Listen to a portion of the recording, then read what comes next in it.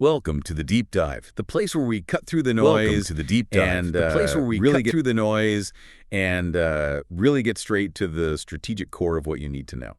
Today, we are taking a seriously in-depth look at something that sounds simple, maybe deceptively simple, but is often wildly misunderstood. It gets wrapped up in a lot of that get-rich-quick fantasy stuff online.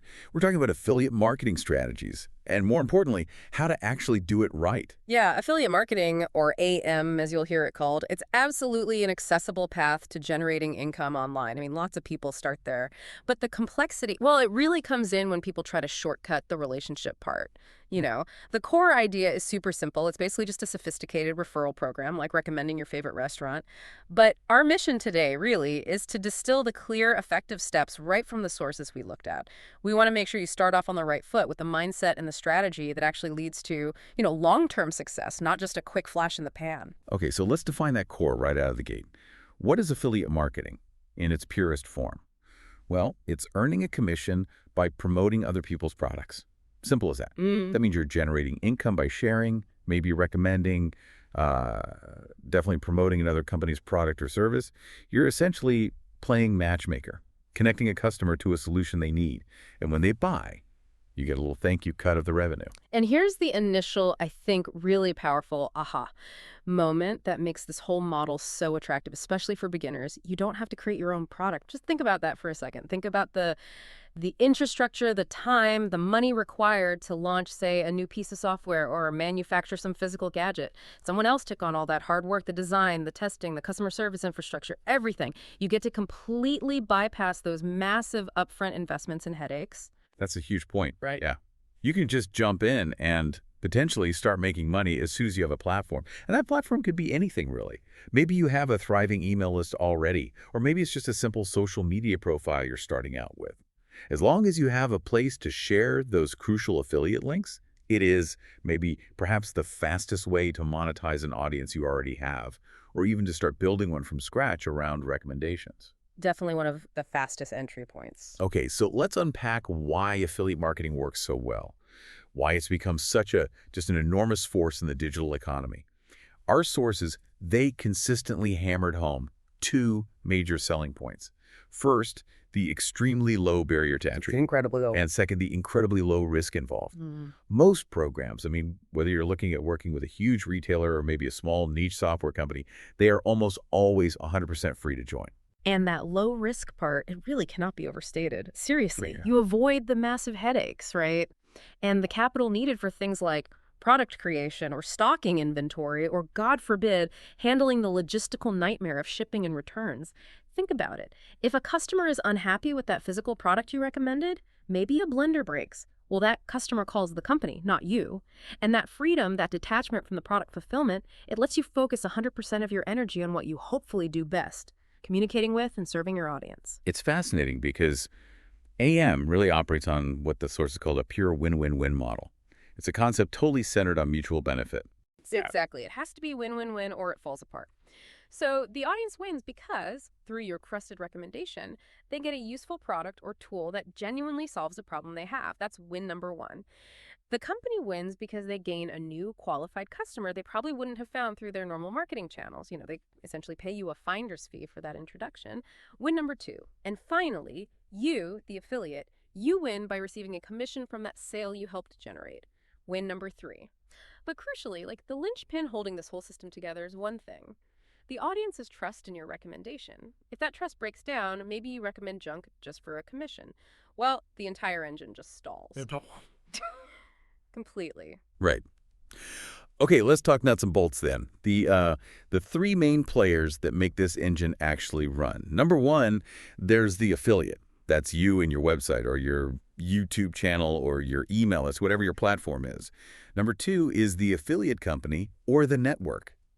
This could mean working directly with a specific brand, which can be great if you have a really tight niche focus, or, more commonly maybe for beginners, using one of those massive aggregate networks like Amazon Associates, ClickBank, ShareSale, Rakuten's another big one. And you'll hear these setups often called kind of interchangeably partner programs or referral programs too. Yeah, the terminology can be a bit confusing, but it all means roughly the same thing. And number three is, of course, the customer. That's a member of your audience, someone who trusts you, who makes a purchase using your specific tracking link. And that tracking link, that's the magic bit. It's what ties the three players together and makes absolutely sure you get credit, and therefore the commission, for making that introduction. Okay, now commission models.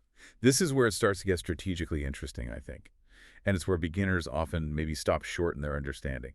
Most people just assume, okay, I only get paid when the product is actually sold. That's the traditional model, right? Pay per sale. Yeah.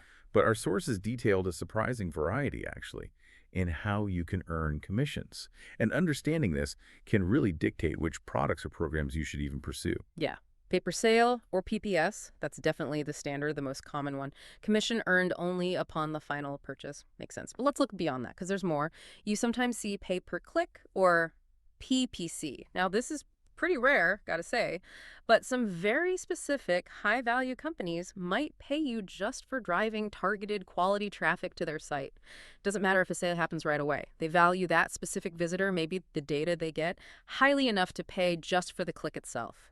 The big risk here, though, is if your audience starts feeling like you're just trying to trick them into clicking so you get paid. Trust evaporates instantly. So tread carefully with PPC. Right, that feels a bit iffy sometimes. But then there's the other one that seems to be growing. Pay per lead, or PPL. Ah, yeah, PPL. This is becoming much more common, especially in industries where getting a new customer is really expensive. Think insurance, maybe specialized software, financial planning, things like that. With PPL, you actually get paid for bringing the company a qualified lead, even if they don't buy right then and there. You might get compensated just for getting someone to provide their name and email, or maybe fill out a short form for a quote. So the strategic choice here seems pretty critical, especially if you're just starting out. It really is. PPL can offer, potentially faster cash flow because you get paid before the final purchase happens, but it's often much harder to track accurately, and qualifying what counts as a lead can be tricky. Honestly, a beginner might be better off prioritizing the straightforward PPS model, pay per sale, maybe with a product they already genuinely love and use. Why? Because the mechanics are totally transparent, Sale equals commission, and it lets them focus their energy on building that all-important relationship and trust rather than getting bogged down in tracking complicated lead forms and conversions. Okay, that makes sense. Stick with simple first. Now, the big question, the reality check on commission rates. This must dictate the sheer scale of traffic you need to generate, like actual meaningful income. Right. Oh, absolutely. It's pure math at that point. If you're dealing with physical products, things people hold in their hands, the commissions are just inherently lower, often single digits. Maybe 2% up to 10% if you're lucky. Why so low? Well, think about it. Manufacturing costs, storing inventory, the logistics of shipping, handling returns, it all eats into the profit margin, leaving less for the affiliate. Right. Like Amazon Associates, the giant in the room. Yeah. You might earn, maybe 9% on a high-end kitchen mixer, but maybe only 5% on a popular new book or some electronics? Exactly. So the volume required to make really substantial money on physical goods, it's vast. You need a lot of clicks and sales. This is why many successful physical product affiliates focus intensely on a specific niche. They create amazing content reviewing, say, specific outdoor camping gear or knitting supplies, driving massive, highly targeted traffic within that narrow focus. But then you switch gears over to digital products and services, software, courses, memberships, and the game changes completely, doesn't it? Oh, big time. Because with digital, there are basically zero manufacturing costs, zero shipping costs. It's infinitely scalable, so the margins are massive. We're talking commissions ranging from 30%, maybe 40%, all the way up to 50%, or sometimes even higher. It's a different world. Wow. Why would a company pay out that much? 50% seems incredibly generous. It does, right? But the reason is rooted in something called lifetime value, or LTV. Let's say a software company charges, $3,500 a year for their premium plan. That sounds like a lot. But maybe their data shows that customers tend to stick around and renew for an average of 5 years. Suddenly, that one customer you brought them is worth $17,500 to the company over their lifetime. So paying you a $2,500 referral bonus up front, it's actually a relatively small fraction of that total LTV. It totally justifies the extreme generosity we sometimes see in these digital commissions. Companies are essentially willing to pay huge amounts up front because they know you've done the hardest part, finding the customer and, crucially, establishing the trust needed for them to buy. You've acquired a potentially very valuable long-term asset for them. That LTV calculation really puts those high digital commissions into perspective. It's not just generosity, it's smart business on their part. Exactly. Smart business for everyone involved, ideally. Okay, so if you're listening and thinking, all right, I get the models, I see the potential, where do you actually start? Which platforms?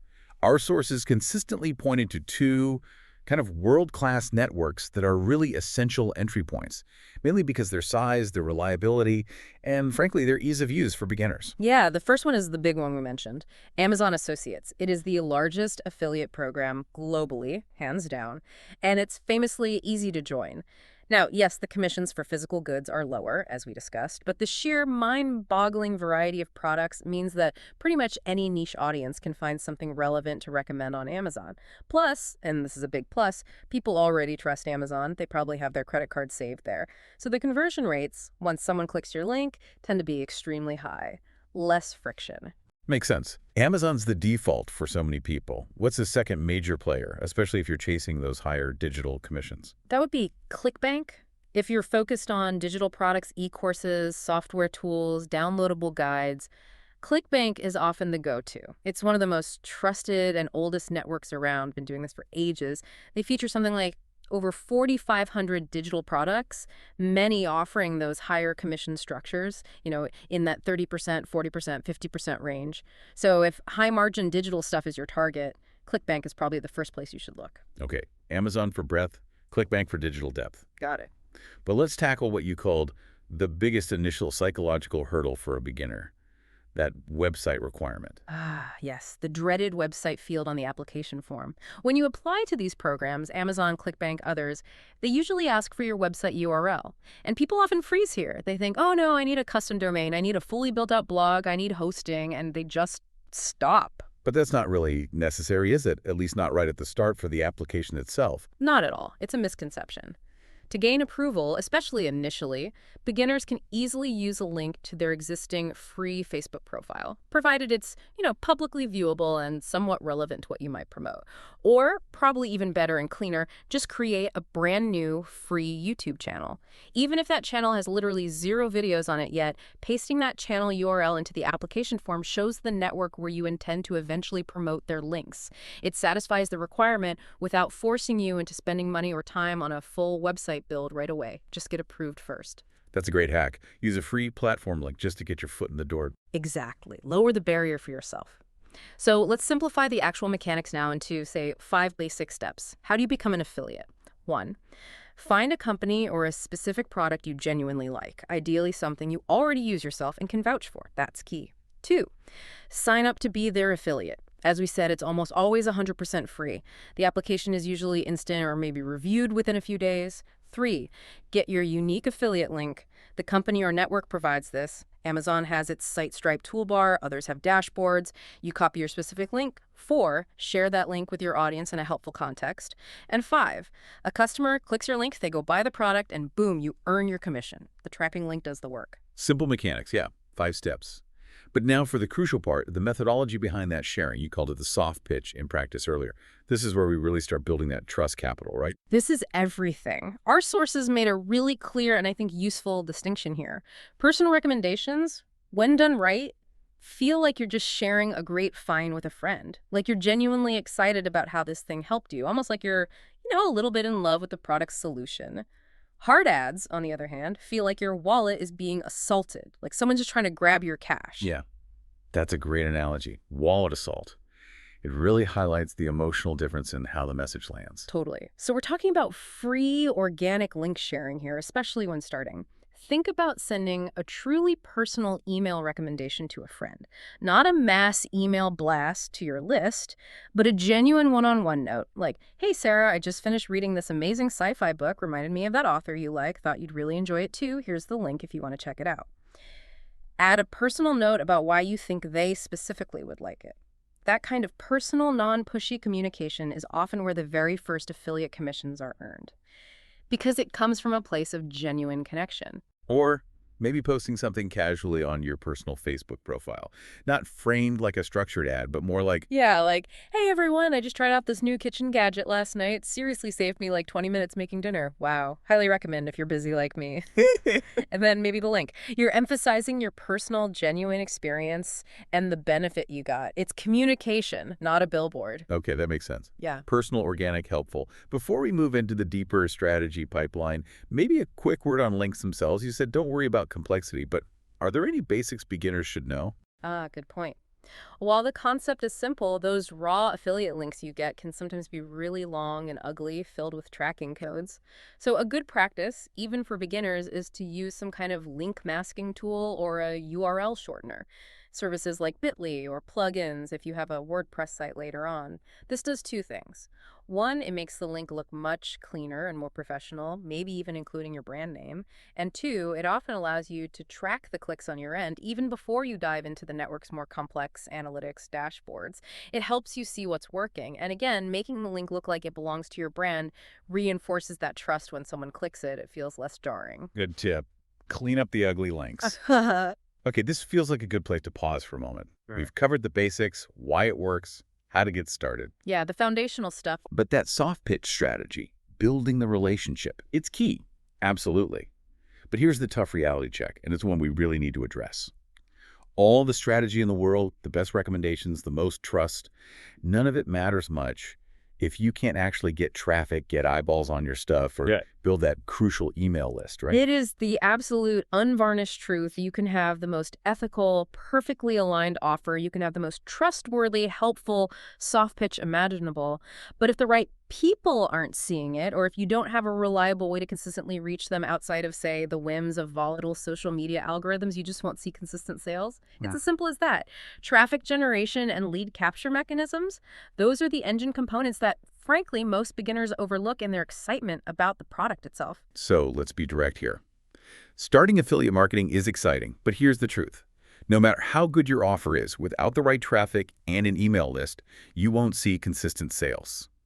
That's why I've added a special resource in the show notes. It's a tool designed to help beginners build a massive email list and drive targeted traffic that actually converts. If you're serious about affiliate marketing, don't miss it. Visit https://rebrand.sericon.in01 or click the link in the description of this deep dive. Seriously, don't let your perfect pitch and your great recommendations go unseen because you didn't build the traffic foundation first. Building that list, it's like your insurance policy in this online world. Get the traffic sorted. Okay, let's dive back into the strategy itself, assuming you are getting that traffic, the mindset behind success. Right. Moving into the core strategy now, the mindset is absolutely everything. We found this echoed across all our sources consistently. The one-word key to successful affiliate marketing, and honestly, probably all long-term online business, is trust. Capital T. Every single failure anecdote we came across, every story of an affiliate business fizzling out, it almost always pointed back to that moment when making revenue was prioritized over genuinely serving the audience. The moment greed trumped helpfulness. Which means we need a reliable framework, something repeatable, built entirely around earning and then maintaining that trust, not just chasing short-term commission grabs. This is what the sources call the soft pitch pipeline. It's a 5-segment approach. And the idea is, if you set up the first 4 segments correctly, the actual pitch part at the end becomes almost unnecessary. It's just the natural, logical conclusion of all the value you've already provided. Exactly. It makes the sale feel inevitable and easy, not forced. So, segment 1 is relationships. This is the absolute bedrock, the foundation. You need to be relatable. You need to be personable. The sources really emphasize sharing personal anecdotes, showing the real you behind the screen. You know, if you're promoting productivity software, maybe share a funny, slightly embarrassing story about that time you totally missed a deadline because you were disorganized. It makes the solution feel more human and relatable. Tell stories. Stories put the audience's problem into context. And here's a really actionable insight from the sources. Yeah. You should always start with the pain, not the product. Yes, nail the pain first. Figure out the audience's specific struggle. What keeps them up at night? Is it lack of sleep, a tight budget, confusion about technology? Once you deeply understand and articulate their pain, then you can position the product you're recommending as the clear, almost inevitable solution to that specific pain.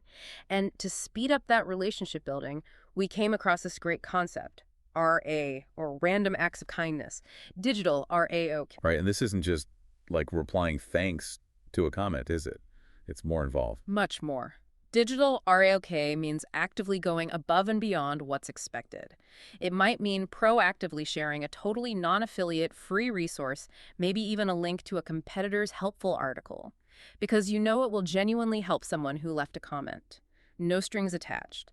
It could mean spending an hour in a niche Facebook group or forum just answering complex questions in your area of expertise without mentioning your product or website at all, just purely establishing yourself as a helpful, knowledgeable authority. These kinds of unselfish acts, they build incredible goodwill and genuine reciprocity. People remember that you helped them when you expected nothing in return. It dramatically speeds up trust. That's powerful. Give first without expectation. Okay, so foundation is relationships. Segment 2 is products. Right. Once you understand the audience and their pain points through that relationship building, you apply a really rigorous filter. You need to identify products that seamlessly, logically align with what the sources call the audience's success path. What are their goals? What steps do they need to take? Does this product fit naturally into that journey? This sounds like a critical ethical filter here.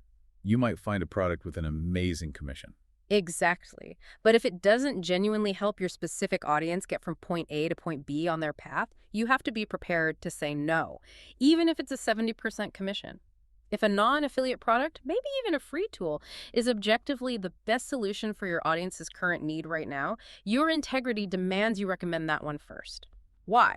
To preserve that precious trust. Your long-term reputation is worth infinitely more than any single commission check. If you help them solve their immediate problem honestly, they will come back to you later when they're ready for the next step, the step where your affiliate product might be the perfect fit. Play the long game. Serve first, sell later. Okay, segment 3 is experience. This sounds like getting your hands dirty. It absolutely is. You must use and test the product inside and out before you even think about promoting it.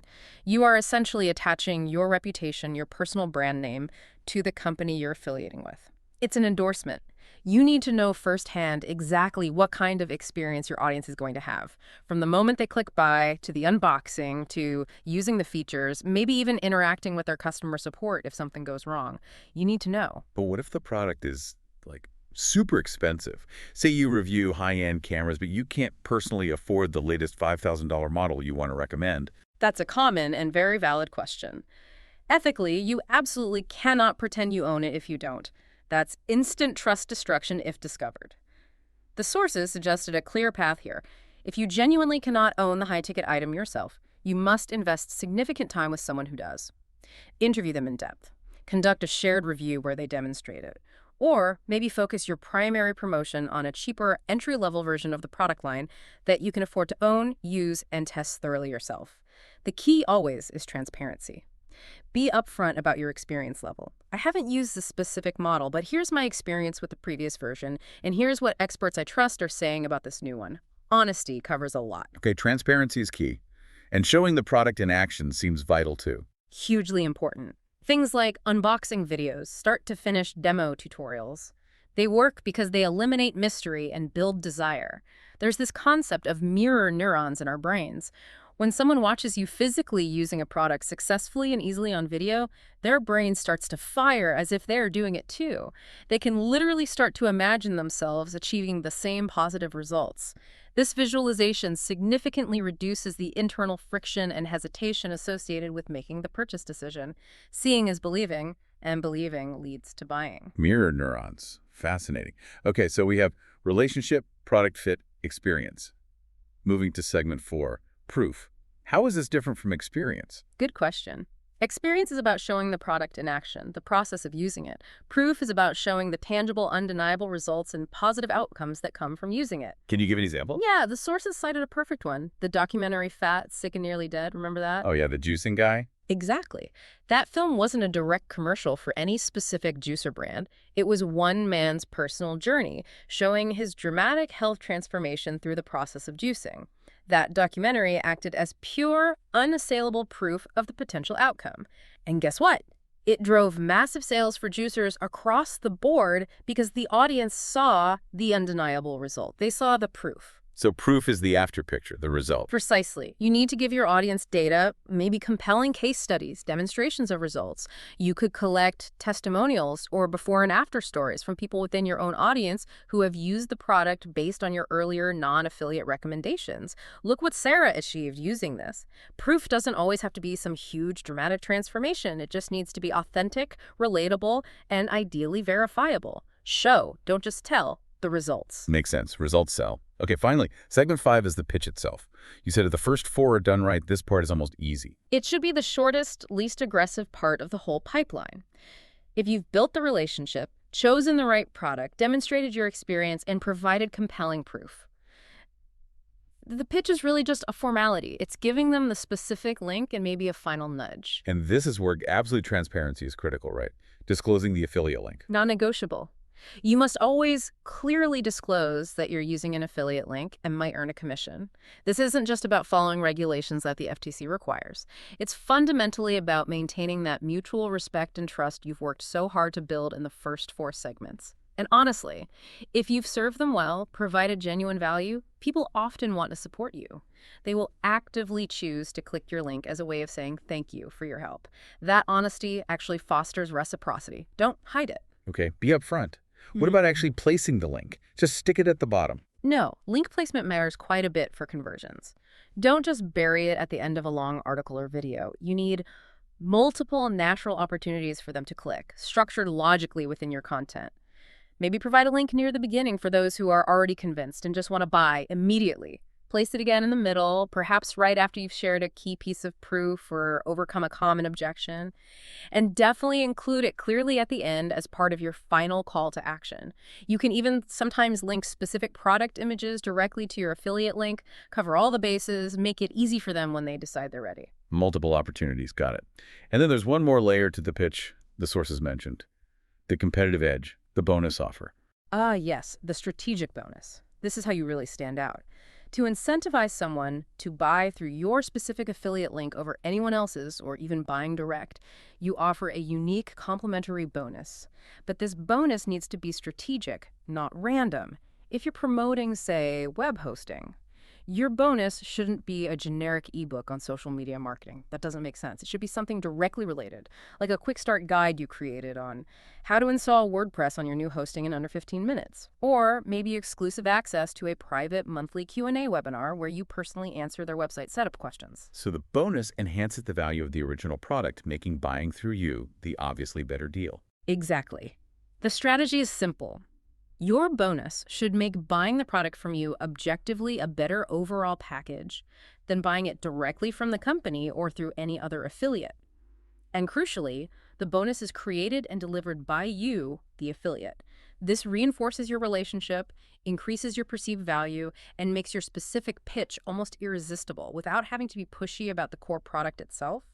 You're adding extra value. That bonus strategy sounds like a game changer, especially in crowded markets. It absolutely can be. It differentiates you based on the extra help you provide. Okay, that soft pitch, pipeline relationships, products, experience, proof, pitch with a bonus, feels like a really solid roadmap for ethical and effective promotion.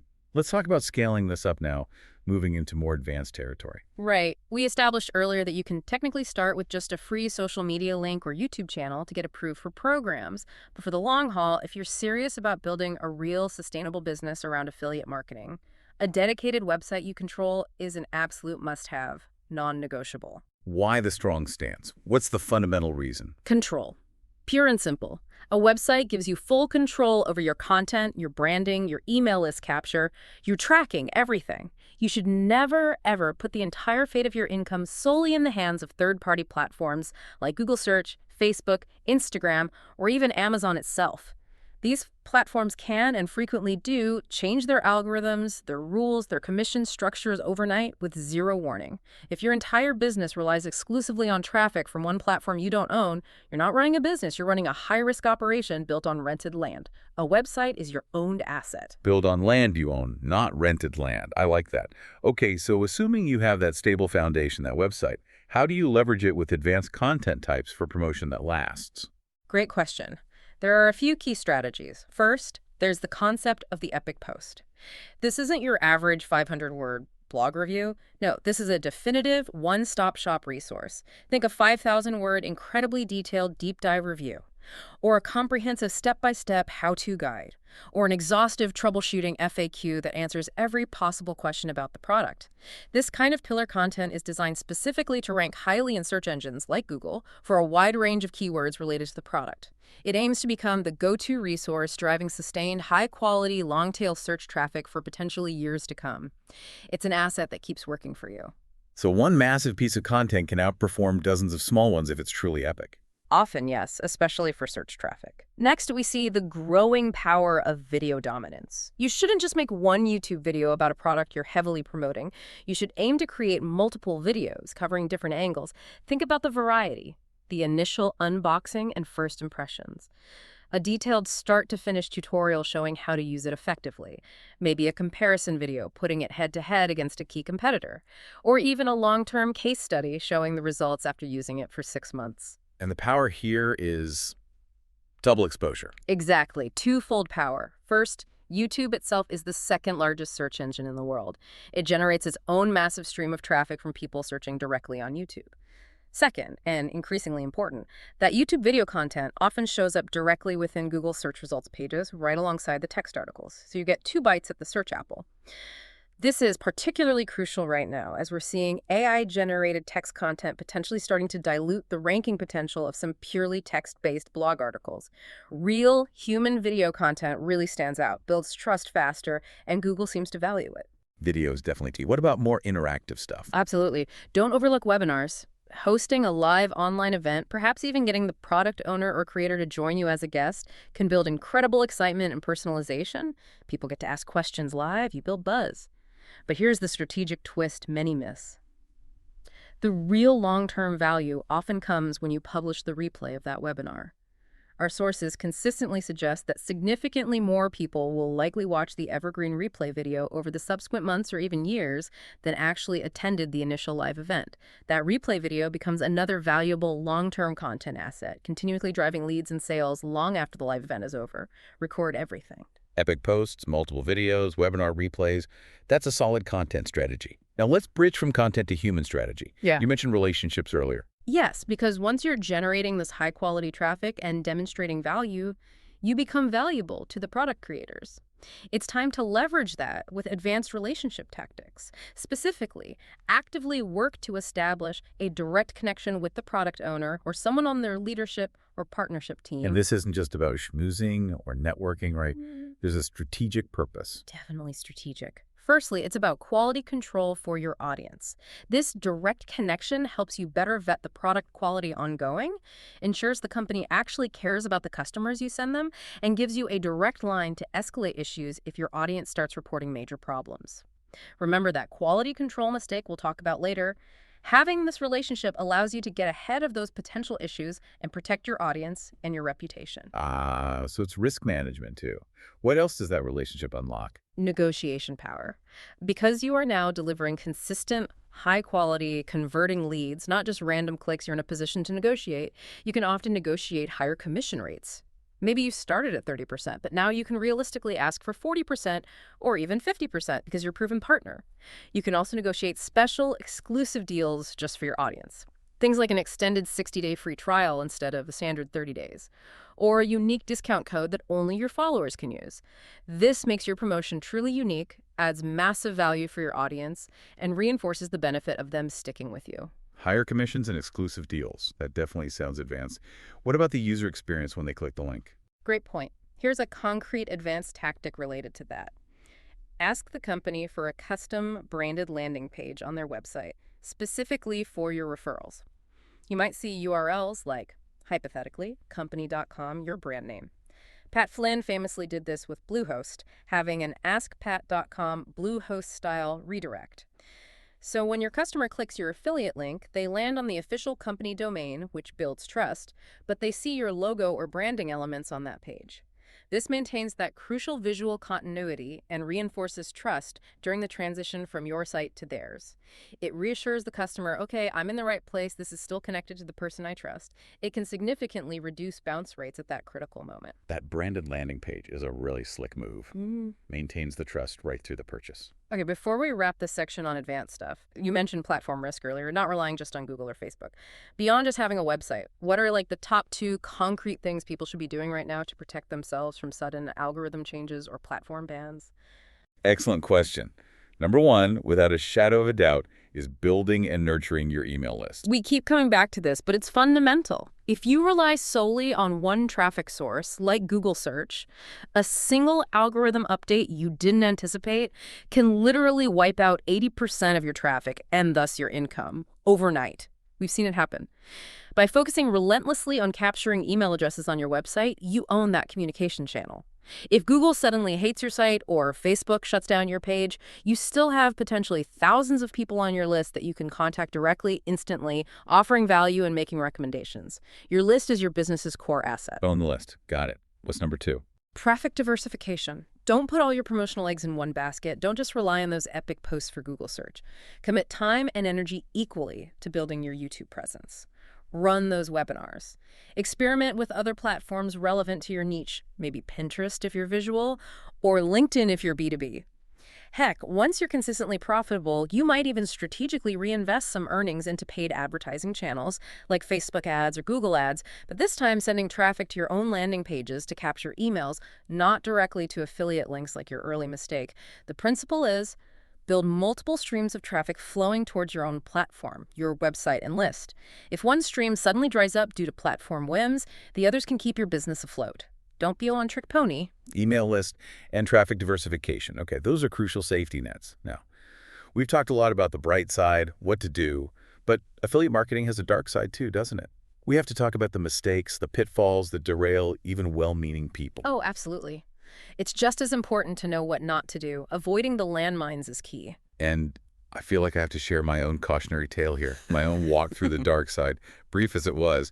My $300 mistake back in, gosh, must have been 2008. Ooh, please do. Learning from mistakes, especially painful money mistakes, is powerful. Share the pain. Okay, so picture this. I was young, naive, fresh out of college, saw affiliate marketing hyped up as this easy way to make money online, quick buck, right? I found some random affiliate product, and honestly don't even remember what it was now, probably some cheap ebook or a questionable course. And I thought, brilliant, I'll just send traffic to it.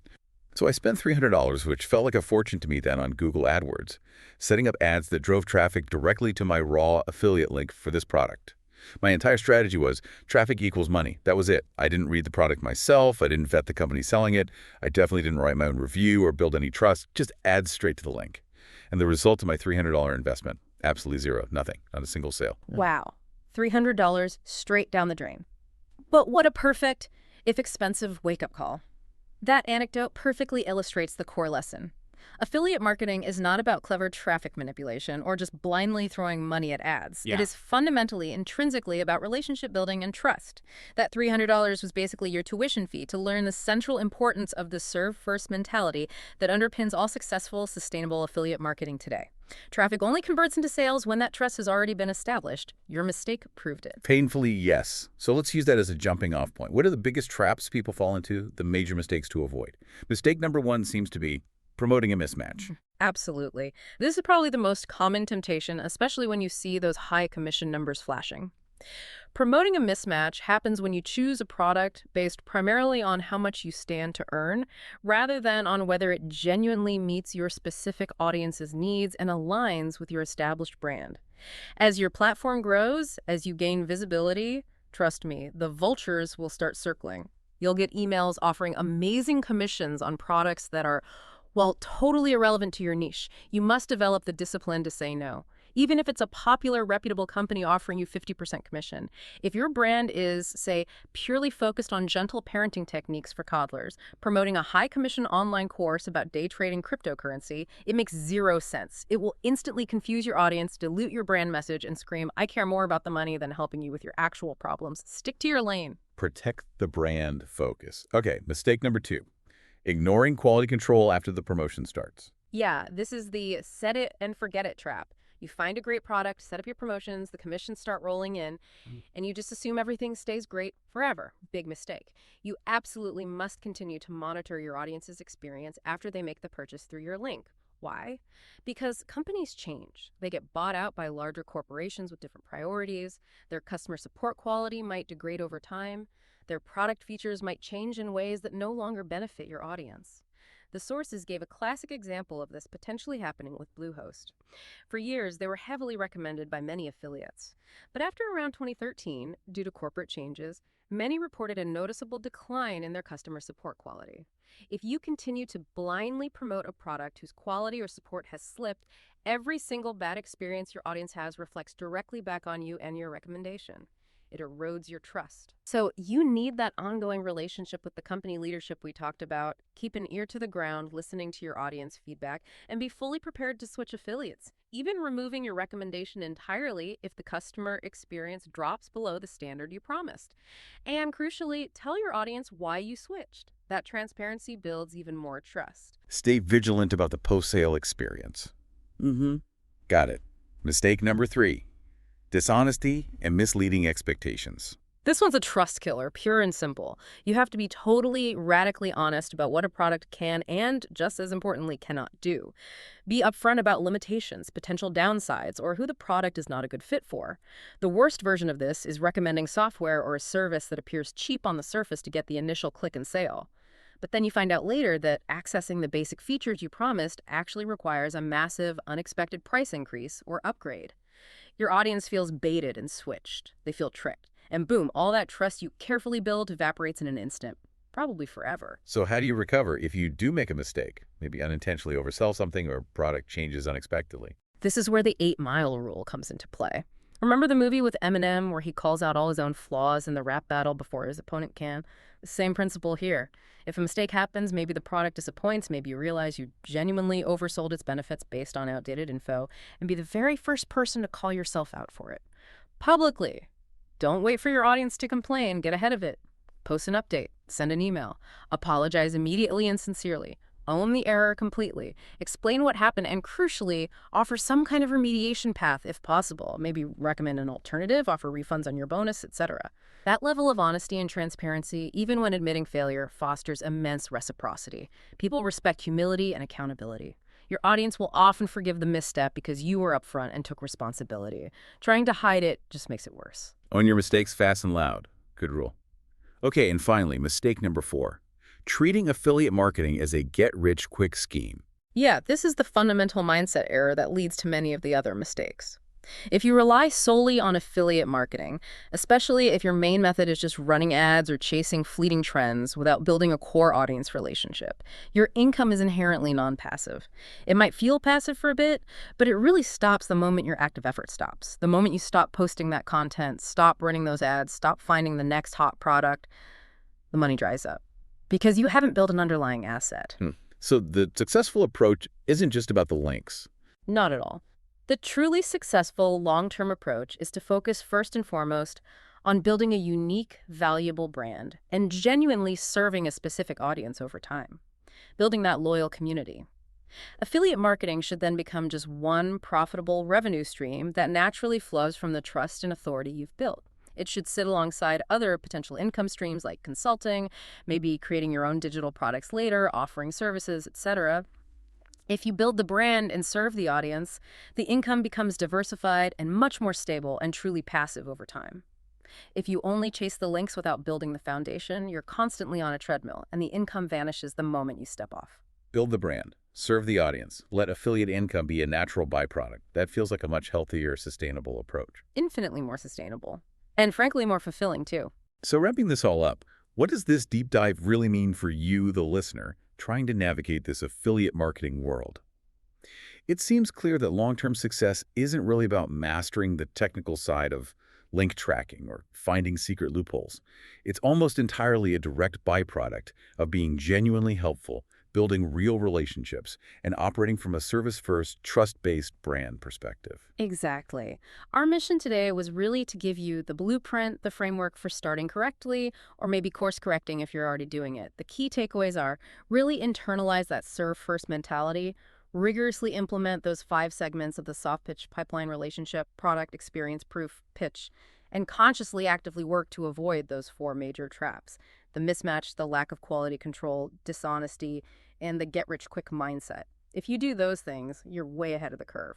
And maybe one final provocative thought for you to carry forward from all this, something the sources really hinted at.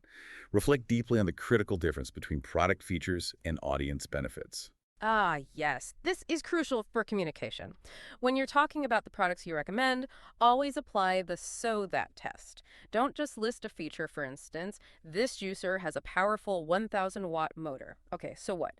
Instead, force yourself to complete the sentence. This juicer has a 1,000-watt motor so that you can effortlessly break down tough, fibrous vegetables like kale and carrots in under 15 seconds, and keep going so that you can save 5 crucial minutes on your hectic morning routine so that you can actually stick to your health goals without the usual hassle. Focus relentlessly on translating features into that ultimate audience benefit, the time saved, the money earned, the problem solved, the frustration removed. Lead with the benefit. If you consistently focus on communicating the value in terms of their outcome, the money will naturally follow the genuine value you create. Focus on the so that.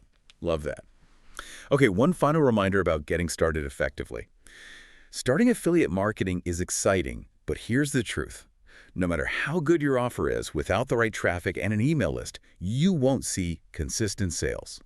That's why I've added a special resource in the show notes. It's a tool designed to help beginners build a massive email list and drive targeted traffic that actually converts. If you're serious about affiliate marketing, don't miss it. Visit https://rebrand.li/sarahcon01 or click the link in the description of this deep dive. Get that foundation solid. We genuinely wish you the best of luck in building that trust, serving your audience well, and earning those commissions ethically and sustainably. Absolutely. Go out there and be helpful. We'll see you on the next deep dive.